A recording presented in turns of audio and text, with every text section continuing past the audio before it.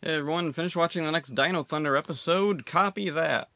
This was a pretty good episode. I'm surprised. I'm really happy. This is a really refreshing change of pace from the past couple of not very good episodes. So the Rangers finally remember Trent exists, which is kind of a double-edged sword. On the one hand, finally they're following up on this plot, but on the other hand, it kind of highlights that they just kind of forgot about him the last couple of episodes.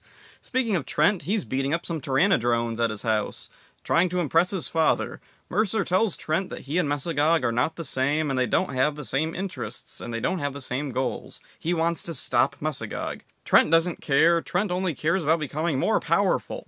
At the island fortress, Elsa's laughing at Zeltrax for being a loser. Geez, the writers really don't like Zeltrax. Elsa has a new hairdo. That doesn't really mean anything. Zeltrax makes a new monster, and Elsa thinks it looks silly.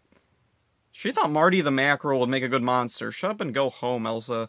Tommy contacts the Rangers and alerts them of a new monster attacking. The Rangers soon see the monster's unique ability. It can create its own copies of their weapons, and their voices, although that one doesn't really go anywhere. The monster runs off and bumps into Cassidy, and it creates a bunch of doubles of Cassidy, who seem totally fine with it. Cassidy and her doubles all walk off. Alright then. Trent shows up and challenges the monster, but it just copies his weapon and retreats. Oh, that was weird. At Haley's cyberspace, Devon gets all confused by all the Cassidys.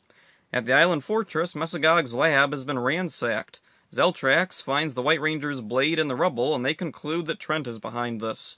The Rangers find the monster and come up with a plan. They'll form the Z-Rex blaster and keep the end closed so that when he tries to copy and use it, it'll backfire. Unfortunately, the monster realizes, opens the end, and blasts the Rangers.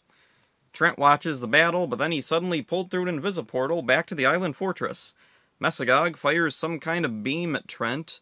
Trent calls out to his father, causing Mesogog to revert back to Anton Mercer. He pushes the beam away and asks if Trent's alright. Trent says he feels like himself again. His father sees that his morpher still has power, and he tells Trent that the power is his to use as he wants.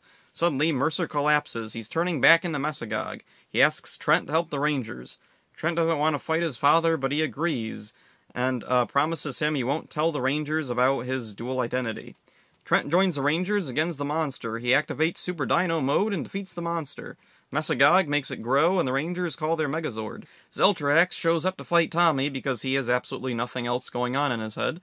Trent defends Tommy, easily fighting off Zeltrax because Zeltrax sucks.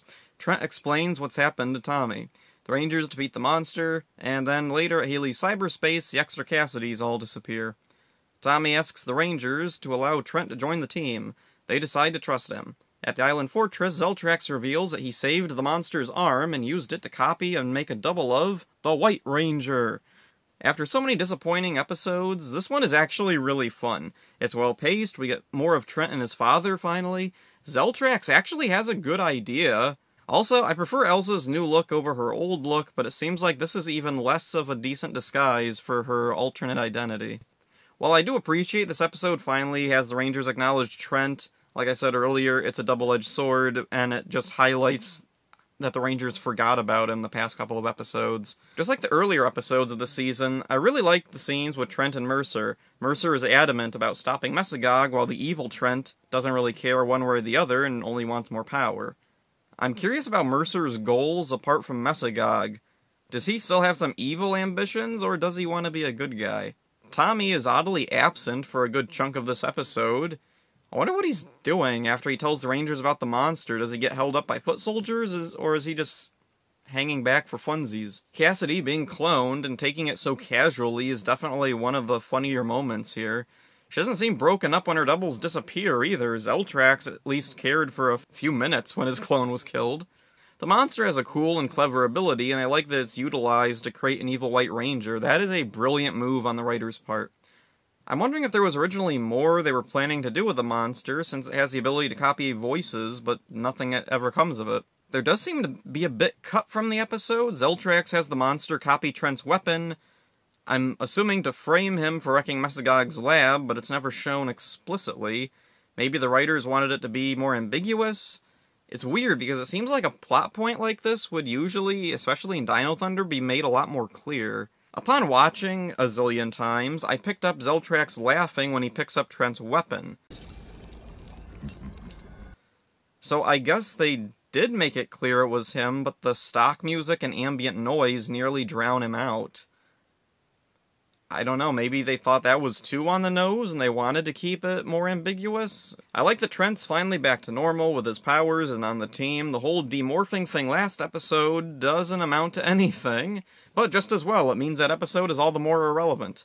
It's so refreshing to finally have an episode that's not only fun, but furthers the story along. So that's it for this one. Hope you enjoyed it. See ya.